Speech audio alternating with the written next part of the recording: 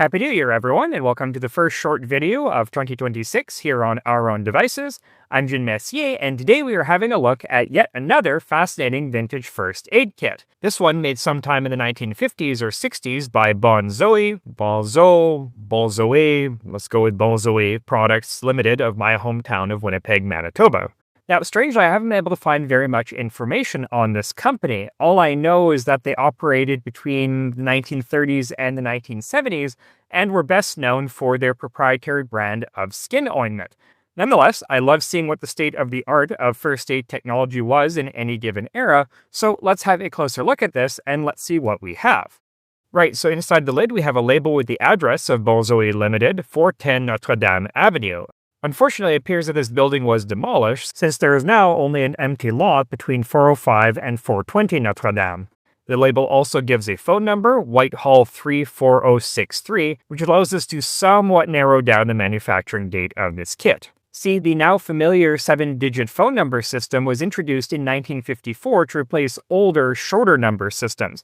Still, for a while, the named exchange system was still retained, with the first two letters of the exchange name standing for the first two numbers in the full phone number. So for example, in this case, the WH from Whitehall stands for 94. In 1958, the system started being replaced by all-number calling, which was part of the larger American numbering plan introduced in 1947. However, this plan was not rolled out in all areas at the same time, and the modern area code plus 7-digit system was not fully adopted in Winnipeg until 1967.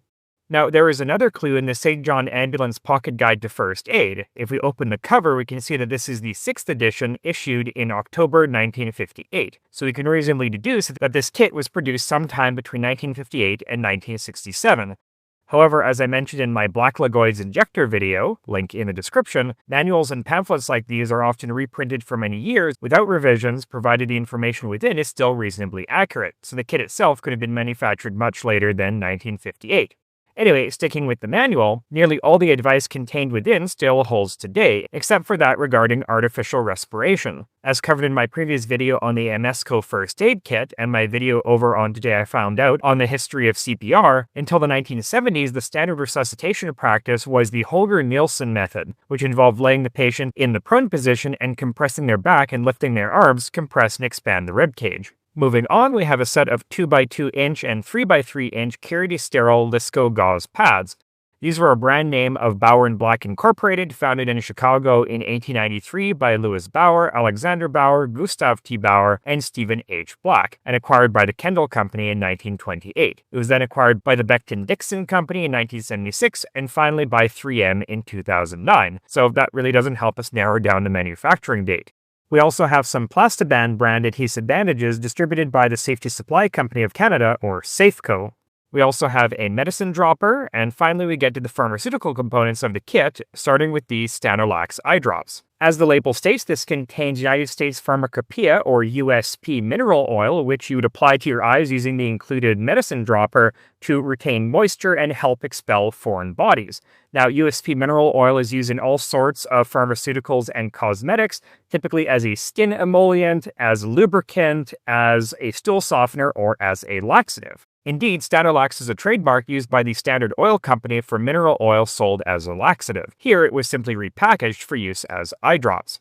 Moving on, we have a bottle of merthiolate, aka thimerosal, an organomercury compound first marketed by Eli Lilly and Company of Indianapolis in 1927 and widely used as a disinfectant and topical antiseptic and antifungal. The pure compound is a white crystalline solid, but in this application it is dissolved in a solution of 50% ethyl alcohol and acetone with a red-orange dye so you can see where it has been applied on the skin.